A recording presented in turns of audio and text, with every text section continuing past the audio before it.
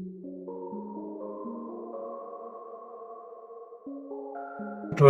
के स्टार्ट में जीशियो sad sad सा अपने कैंप को जब लेकर जा रहा होता है, तो वो दिल ही दिल में आनिंग को बहुत सारी विशेस देता है कि वो सारी लाइफ खुश रहे, बिल्कुल एक फ्लावर की तरह खिलती रहे। जबकि आनिंग वो रोते रोते अपने बचपन की यादों में चली जाती है। और फिर हमें फ्लैशबैक में दिखाते हैं कि 13 इयर्स अगो आनिंग एक क्यूट सी स्वीट सी बच्ची हुआ करती थी।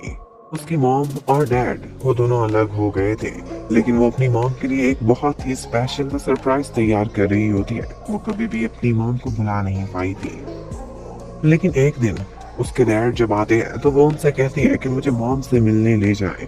लेकिन आगे से उसके डैड कहते हैं कि हमारे घर में कुछ नए लोग आकर रहेंगे और ये भी अब हमारी फैमिली ही समझे जाएंगे। और उनमें होता है एक तो छोटा सा जीशु जिसको उन्होंने अपना एडॉप्टिव बेटा बना लिया था, और साथ में उसकी मॉम जिनका नाम लिन था।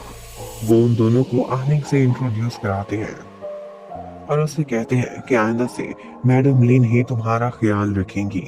आनिंग को यह सब अच्छा नहीं लग रहा था, उसे सिर्फ अपनी मॉम की यादें आ रही थी। वो डैड से बात करना चाहती थी, वो थे कि बात सुन ही नहीं रहे थे और बातें किए जा रहे थे। तो यहाँ पर वो प्रोटेस्ट करती है, थोड़ी बदतमीजी करती है, कहती है कि मुझे ये दोनों इस घर में नहीं चाहिए, और फिर रोती हुई अपने कमरे में चली जाती है। उसके डैड उसके पीछे पीछे आते हैं और उसे समझाने की कोशिश करते हैं कि तुम ऐसा रूडली बिहेव नहीं कर सकती, तुम्हारी ऐसी ट्रेनिंग नहीं हुई। लेकिन आनिंग को ऐसे लग रहा था कि जैसे वो मैडम लीन को उसकी स्टेप मदर बना कर ले आए हैं। वो कहती है कि मैं अपनी मॉम की जगह किसी को भी नहीं दे सकती। तो उसके डैड कहते हैं कि ऐसी कोई बात भी नहीं, तुम्हारी मॉम जैसा इस दुनिया में कोई हो भी नहीं सकता। और जहाँ तक मैडम लिन की बात है, तो वो तुम्हारी स्टेप मदर नहीं है, बल्कि उनके साथ मेरा एक और एग्रीमेंट हुआ है। एक ऐसा एग्रीमेंट जो तुम बच्ची हो अभी समझ नहीं पाओगी। बस यही समझो कि वो तुम्हारा ख्याल रखने के लिए यहाँ पर आई है। उसके बाद नेक्स्ट डे आनिंग गार्डन में खेल रही होती है, बटरफ्लाइज पकड़ने की कोशिश में होती है। लेकिन आशियो वहाँ प्रैक्टिस कर रहा था, तो उसके शोर की वजह से बटरफ्लाई उड़ जाती है। आहनिंग एक प्रिंसेस टाइप लड़की थी, उसे इस बात से काफी गुस्सा आता है और वो जीशियो को कहती है कि अब तुम्हारी पनिशमेंट यही है कि तुम जाकर मेरे लिए बटरफ्लाइज पकड़ोगे। वो चाहता था कि वो ट्रेनिंग बीच में छोड़कर ना जाए, मार्शल आर्ट सीखना उसके लिए बहुत जरूरी था, वरना उसे सजा मिलेगी। लेकिन अब आहनिंग जिद कर रही थी, वो बटरफ्लाइज पकड़ने जाता है, लेकिन इतना सॉफ्ट सा काम उससे अच्छे से नहीं हो पाता। वो सारा दिन बटरफ्लाइज ही ढूंढता रह जाता है, लेकिन उससे एक भी नहीं पकड़ी जाती। शाम हो जाती है, आहनिंग वहां बैठे बैठे सो जाती है। इतने में ऊपर से मिस्टर प्रेसिडेंट भी आ जाते हैं और वो देखते हैं कि जेशियो ने अपनी प्रैक्टिस पूरी नहीं की, अब उसको एक सख्त पनिशमेंट भी मिलेगी। आहनिंग दरवाजे के बाहर से ये सारा कुछ सुनती है। जेशियो ने उसका नाम भी नहीं लिया था कि मैं उसकी वजह से डिस्ट्रैक्ट हुआ था, बल्कि वो सारा इल्जाम खुद के ऊपर ले लेता है और प्रैक्टिस पूरी ना करने की वजह से उसको 3 लैशेस सजा में पड़ते हैं। वो छोटा सा था, उसे बहुत तकलीफ होती है। जेशियो के कमर पर बहुत घाव आ गए थे। उसकी मॉम मेडिसिन लगाते हुए उससे कहती है कि बेटा, किसी के लिए भी अपने दिल में ग्रूज ना पालना। आनिंग एक छोटी सी लड़की है, वो स्वीट है, हमें एक्सेप्ट करने में उसे टाइम लगेगा। तुम्हें बहादुर और स्ट्रांग रहना है और एक फैमिली की तरह से आनिंग का ख्याल रखना है। उसके बाद नेक्स्ट डे आनिंग जेशियो को प्रैक्टिस करते हुए देखती है, तो उसके पास आती है।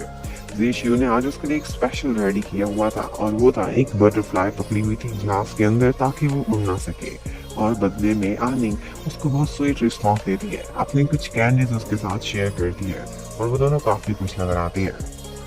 अब उन दोनों की बहुत अच्छी दोस्ती हो गई थी, और इसी तरह से दिन गुजरते जाते हैं, वो बड़े भी होते जाते हैं और अपना बचपन एक साथ गुजारते हैं। उनके इकट्ठे बहुत सारी यादें थी। मैडम लिन उनका ख्याल रखती थी, उनकी तरबियत करती थी, उनके लिए खाना भी बनाती थी।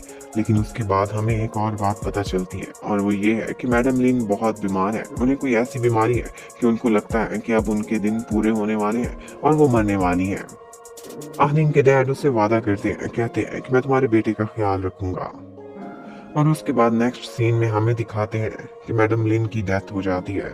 जेशियो का इस दुनिया में सिर्फ उसकी एक मॉम ही थी जो एक रिश्ता था, और वो भी उनसे दूर हो गया था। आहनिंग समझ सकती थी कि वो कितनी तकलीफ में है। वो उसे चुप कराने के लिए कहती है कि कोई बात नहीं, मैं हूँ, मैं हमेशा तुम्हारे साथ रहूंगी।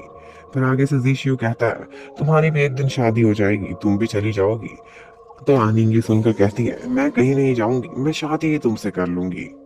मिस्टर प्रेसिडेंट ये सारी बातें खड़ा होकर सुन रहा था। उसे ये सुनकर बहुत गुस्सा आता है। वो जीशियो को अपने पास बुलाते हैं और उसे लिन हे के नाम से बुलाते हैं, जो उसका बर्थ नेम था। कहते हैं कि तुम हमारे कबीले से नहीं हो, हम रॉयल फैमिली से हैं, इसलिए तुम अपनी औकात याद रखो और आनिंग से दूर रहो।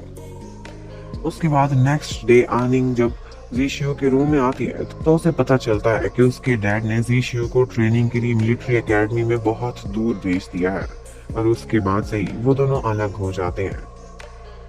आनिंग उसे बहुत याद करती है, रोज रोज उसे लेटर लिखा करती थी, उसे आने को कहती थी, लेकिन जीशियो के पास टाइम ही नहीं होता था। उनके बीच अब फासले आ चुके थे और आज भी आनिंग इसी तरह से सैड खड़ी जीशियो को याद कर रही होती है कि यहीं पर ही ये पार्ट खत्म होता है।